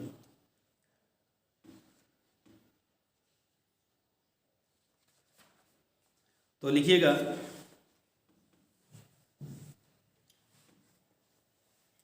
क्या लिखेंगे, यह सर्दियों से बचने की एक सुप्त अवस्था है। सर्दियों से बचने की एक सुप्त अवस्था है। और इधर लिख लेंगे यह गर्मियों से बचने की अवस्था है। नंबर 2, जंतु गर्म स्थानों पर आवास करते हैं,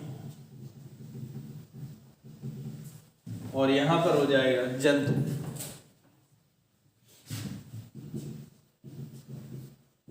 ठंडी व छायादार स्थानों पर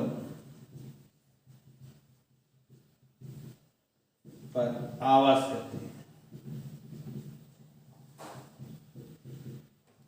ठीक है, छायादार स्थानों पर आवास करते हैं। जैसे कि ग्रीष्म निष्क्रियता का सबसे बढ़िया एग्जाम्पल है छिपकली। मेढक भी है, मेढक वगैरह गर्मियों में बहुत कम दिखाई पड़ते हैं। और इनका जो एग्जाम्पल होगा भालू है,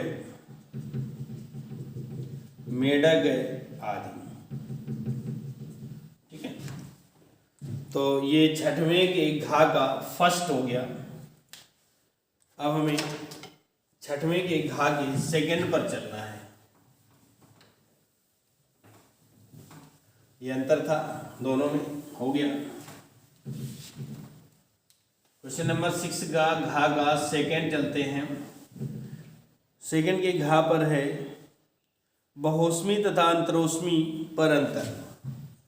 तो बहुस्मी जंतु और दूसरा हो जाएगा अंतरोस्मी जंतु। बहुस्मी जंतु, अंतरोस्मी जंतु। बहुस्मी जंतु में नंबर 1 लिखेंगे, ये शीत रुधिर वाले होते हैं। शीत रुधिर वाले होते हैं। और ये लोग क्या होंगे, ये गर्म रुधिर वाले होते हैं, है ना। ये गर्म रुधिर वाले होते हैं।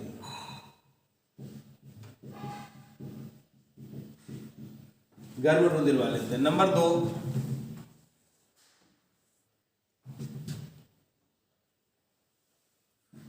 ये अपने शरीर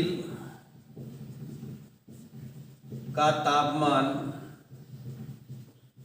नियमन करने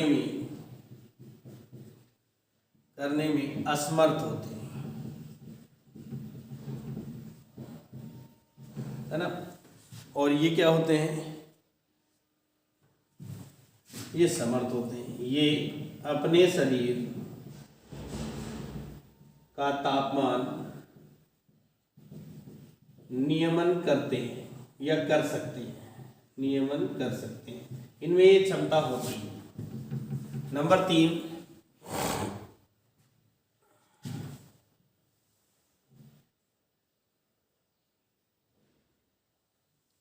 ये शीत निष्क्रियता को प्रदर्शित करते हैं। ये शीत निष्क्रियता को प्रदर्शित करते हैं।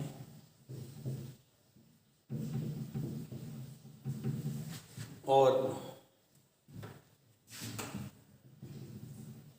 ये ग्रीष्म निष्क्रियता को प्रदर्शित करते हैं।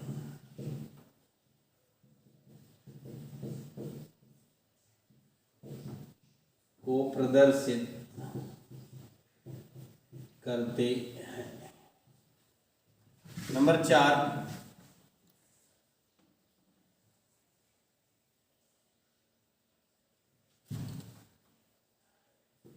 ये कम सक्रिय होते हैं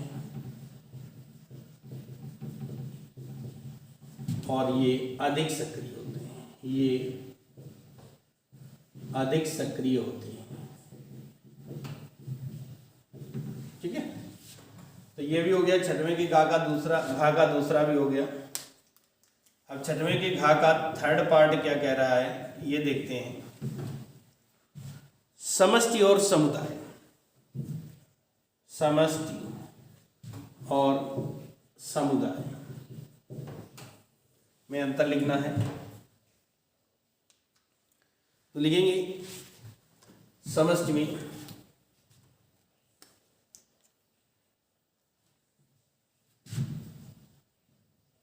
किसी एक प्रजाति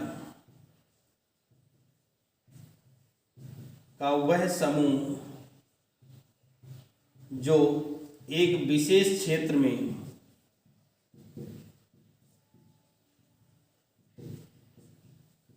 में रहता है तथा प्रजनन भी करता है,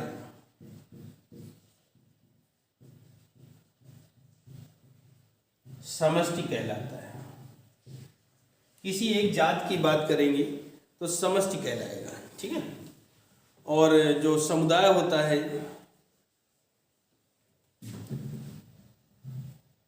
किसी क्षेत्र विशेष में, किसी क्षेत्र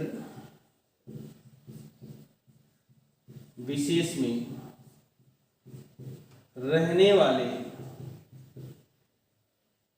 समस्त जीवधारियों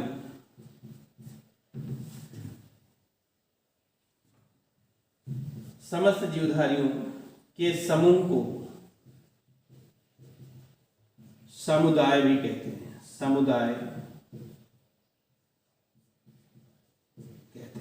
समष्टि मतलब एक जाति की बात करता है, पर्टिकुलर एक जाति की बात की जाती है, और समुदाय मतलब होता है जिस क्षेत्र में आप रह रहे हैं वहाँ पर आपके पास मक्खी मच्छर भी होंगे, है ना, कुत्ते बिल्ली भी होते हैं, गाय भैंस भेड़ बकरियाँ भी होती हैं, बहुत सारे जंतु यानी कई प्रकार के जीवधारी एक साथ रहते हैं, तो उसे हम समुदाय कहते हैं। इस प्रकार हमारा क्वेश्चन नंबर 6 कंप्लीट हो जाता है। अब हम लोग क्वेश्चन नंबर 7 पर चलते हैं। लॉन्ग आंसर आ गए हमारे, काफ़ी टाइम हो चुका है, वीडियो भी काफ़ी बड़ा हो चुका है और 1 घंटे 26 मिनट का लेक्चर हो चुका है, और अभी हमारा क्वेश्चन नंबर 7 अनकम्प्लीट है, 7, 8 और 9। तो क्वेश्चन नंबर जो 7 है, कह रहा है फलों तथा बीजों के महत्व का उल्लेख कीजिए। इसको आप लोग सेल्फ करेंगे और नहीं मिलता आंसर तो आप हमसे पूछ सकते हैं। 7वें का जो अथवा है वो कह रहा है मानव के मादा जनन तंत्र का स्वच्छ नामांकित चित्र बनाइए, इसके 2 अंगों के कार्य। तो ये आपके मानव जनन चैप्टर में उपस्थित है आंसर। इसके अलावा हमने इसको 2020 में डिटेल से करवा रखा है, सेट नंबर 2 या फिर 3 पर होगा, इसको हमने विधिवत कंप्लीट कर रखा है डिटेल में, वहां से हमारा कोई भी सेट देख सकते हैं। क्वेश्चन नंबर 8 पर चलते हैं। कह रहा लिंग संलग्न लक्षणों से आप क्या समझते हैं? तो हेडिंग डाल देंगे लिंग संलग्न लक्षण। लिंग संलग्न लक्षण, इनके बारे में पूछ रहा है कि कैसे करेंगे और क्या होते हैं। तो सेक्स लिंक्ड कैरेक्टर,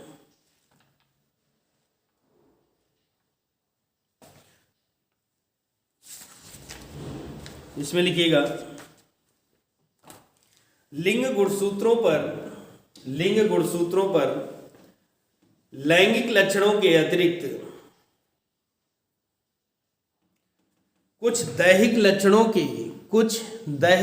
के जीन्स भी पाए जाते हैं। इन लक्षणों को संलग्न लक्षण कहते हैं।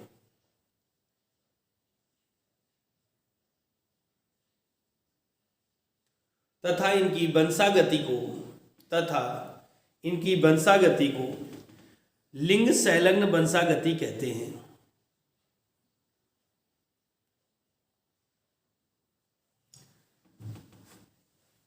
ये 3 प्रकार के होते हैं। नंबर 1 एक्स संलग्न लक्षण, एक्स संलग्न लक्षण। नंबर 2 वाई संलग्न लक्षण, और नंबर 3 एक्स वाई संलग्न लक्षण। एक्स वाई संलग्न लक्षण। जो एक्स संलग्न लक्षण है उसके जो एग्जाम्पल हैं वो है वर्णांधता, कॉमा हीमोफीलिया। वाई संलग्न का जो लक्षण है वो है हाइपरट्राइकोसिस।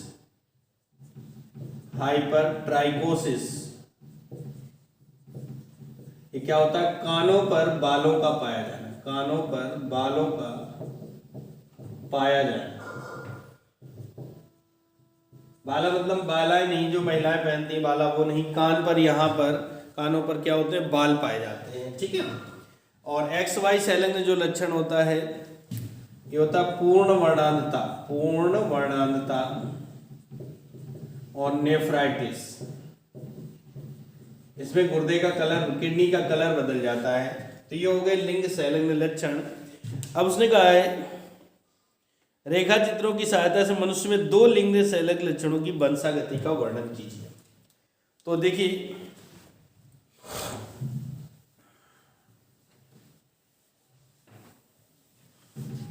अब उसके आगे हेडिंग डालेंगे वर्णांतता।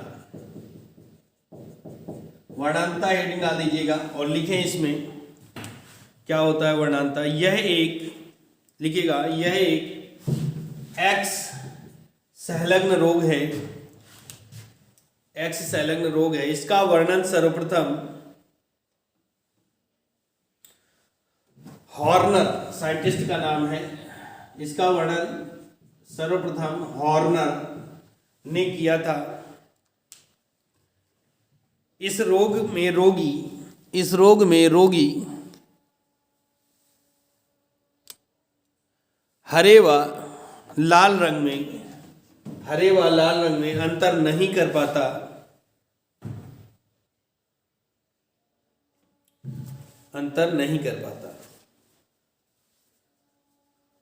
इसलिए इसे लाल हरा अंधापन भी कहते हैं। लाल हरा अंधापन भी कहते हैं।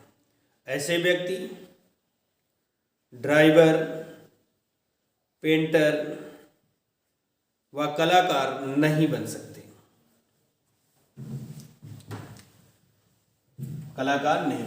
अगली लाइन से लिखें, इसकी वंशागति निम्न प्रकार होती है। वंशागति निम्न प्रकार होती है। जैसे कि एग्जाम्पल में पहले लिखते हैं XCX, अगर ऐसा लक्षण है तो वाहक स्त्री होगी,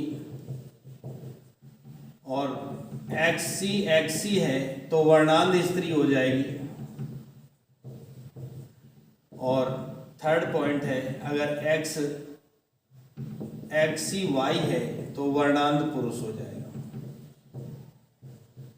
ठीक, अब एग्जाम्पल में लेते हैं कि मान लो हमारे पास वर्णांध पुरुष है और सामान्य स्त्री है। वर्णांध पुरुष के जीन क्या है XCY, और इसके सामान्य स्त्री के क्या होंगे XX होंगे। इसका युग्मक बनेगा XC और एक बनेगा Y, इसका बनेगा X और दूसरा बनेगा X। पहले का क्रॉस चौथे से तो ये हो जाएगा XCX, फिर पहले का चौथे से XCX, ये दोनों क्या हो गई, वाहक पुत्री हो गई। क्या हो गई, वाहक पुत्री हो जाएगी। करेक्टर के आधार पर चलेंगे, एक X पर C होगा तो वाहक पुत्री हो जाएगी। इसका होगा XY और XY, सामान्य पुत्र। माने अगर वर्णांध पुरुष है तो उसका जो वर्णांतता का करेक्टर है वो केवल पुत्रियों में ट्रांसफर होगा, पुत्रों में नहीं होगा। ठीक है, ये हो गया हमारा वर्णांतता। और एक एग्जाम्पल, ऐसे क्वेश्चन आते हैं कि वर्णांध स्त्री का विवाह सामान्य पुरुष से हो जाता है तो उसमें संतानें किस प्रकार से होंगी, ऐसा भी क्वेश्चन आता रहता है।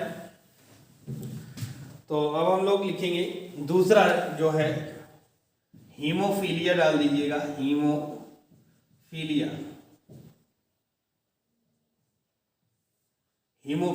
इसमें लिखेंगे यह एक X संलग्न रोग है। यह एक X संलग्न रोग है। इस रोग में चोट लगने पर रुधिर का थक्का नहीं जमता और रुधिर बहता रहता है। अत्यधिक रुधिर बह जाने के कारण, आगे लिखो, अत्यधिक रुधिर बह जाने के कारण रोगी की मृत्यु भी हो सकती है।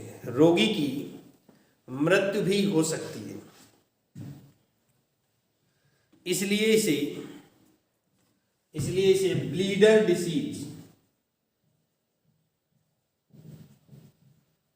यानी रुधिर स्राव रोग भी कहते हैं, ब्लीडर डिसीज भी कहते हैं। पैराग्राफ चेंज करो और लिखो इसकी वंशागति निम्न प्रकार होती है। XHX बराबर होगा वाहक स्त्री। नंबर 2, XH XH, तो ये हो जाएगी हीमोफिलिक स्त्री।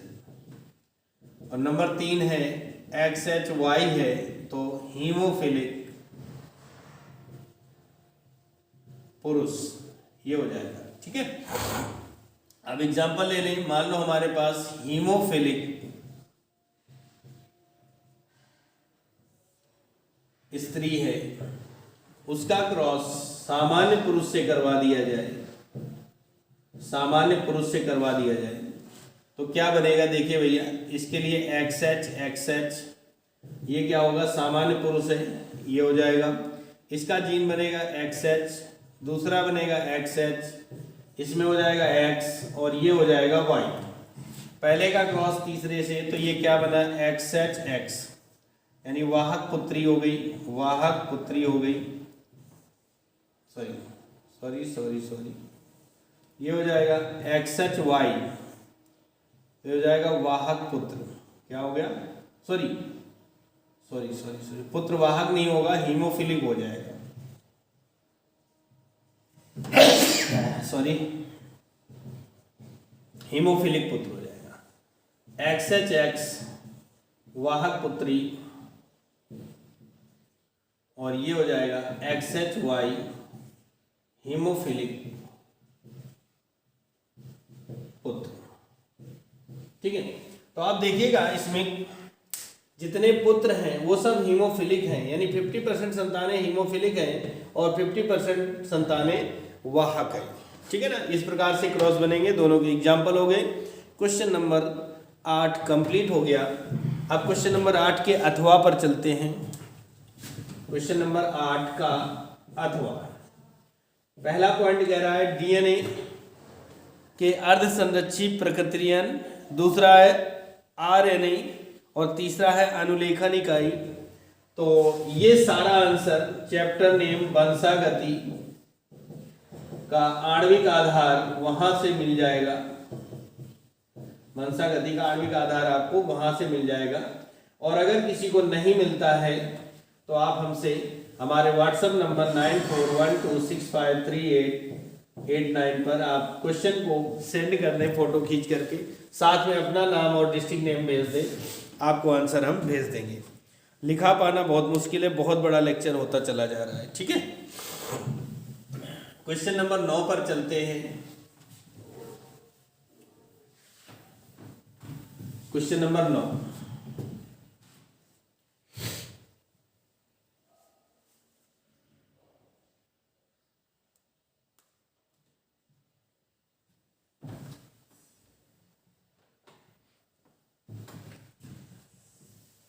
क्वेश्चन नंबर 9, बीटी फसलें पहला, दूसरा दिया है जैव विविधता हॉटस्पॉट, जैव विविधता हॉटस्पॉट। नंबर 3, मानव जीनोम प्रोजेक्ट, मानव जीनोम प्रोजेक्ट। ठीक है, ये सारे आपके नोट्स पर होंगे और सेल्फ कर लेंगे। इसके अलावा हमने 2020 में ये सारे सेट, ये सारी चीज़ें करवा चुके हैं, वहाँ से देख लेंगे। और अगर आपको लग रहा है कि इन सबको करने में, ढूंढने में समय लगेगा, तो आप जैसा कि हमने बताया 9412653889 पर अपना नाम, नंबर और अपना नाम और डिस्ट्रिक्ट नेम प्लस क्वेश्चन की फ़ोटो आप भेज दीजिए। मैं आपको आंसर भेज दूंगा, क्योंकि आपका समय, अब आपके पास समय नहीं है कि आप जो है इनको क्या करें, ढूंढें और तैयार करें। आप केवल अपनी लर्निंग पॉइंट को बढ़ाते रहिए, याद करने की क्षमता को बढ़ाते रहिए और लगे रहिए। केमिस्ट्री हो या बायोलॉजी का कोई भी क्वेश्चन फंसता है, अपना नाम, डिस्ट्रिक्ट नेम और क्वेश्चन की फ़ोटो भेज दीजिए, आंसर आपको मिल जाएगा। ठीक है, इसके अथवा में कह रहा है प्रतिरक्षी प्रतिक्रिया की प्रमुख विशेषताएं लिखिए उपयुक्त उदाहरणों के साथ। ये भी आपके नोट्स पर मौजूद है। ठीक है, और अगर आपको नहीं मिलता है तो मैंने जैसा बताया आपको कि यहाँ से आप हमें कांटेक्ट कर सकते हैं 9412653889 नोट पर, और आप क्वेश्चन की फ़ोटो भेज देना, अपना नाम, डिस्ट्रिक्ट नेम, आपके पास आंसर आ जाएगा। ठीक है, इसके अलावा तो इसी तरह से आपका ये सेट नंबर 3 भी कंप्लीट हो जाता है। अब हम लोग आगे चलेंगे, सेट नंबर 4 पर चलेंगे, तो वो अगले टर्न पर चलेंगे, है ना। बहुत बड़ा लेक्चर हो जाता है, 3 घंटे का क्वेश्चन पेपर होता है, और साथ में हमें तो अथवा भी करने होते हैं ना, तो टाइम तो हमारा 4 घंटे का कम से कम लगता ही लगता है।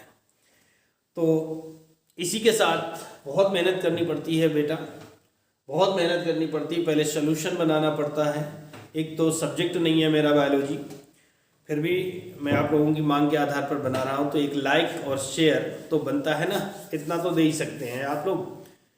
थोड़ा सा प्रोत्साहन मिलता है कि नहीं आप लोगों को पसंद आ रहे वीडियो। कमेंट कर दिया करें यूट्यूब पर ही, है ना, कमेंट कर दिया करें कि आपको कैसा लगा लेक्चर, आपको कितनी हेल्प मिल रही है, आपकी प्रिपरेशन अच्छी हो रही है या नहीं हो रही है, कहीं कोई बाधा तो नहीं आ रही, कोई क्वेश्चन अटक तो नहीं रहा है। उसके लिए मैंने आपको नंबर दिया, वहाँ पर हो जाएगा। ठीक है, वहाँ से पूछ सकते हैं, और संभवतः कोशिश करेंगे कि लाइव क्लास, यानी अगले सेशन से हम आप लोगों को लाइव क्लास उपलब्ध करा देंगे, है ना। अगले सेशन यानी अप्रैल या मई से आपकी लाइव क्लास स्टार्ट हो जाएगी। तो जो आप जो लोग हमसे जुड़े हुए हैं, जो आपके छोटे बड़े भाई बहन हैं, वो लोग हमसे जुड़ जाएं, और लाइव क्लास फ्री में आपको उपलब्ध होती रहेगी। ठीक है, ओके, थैंक यू। इन्हीं शब्दों के साथ नमस्कार, जय हिंद, जय भारत।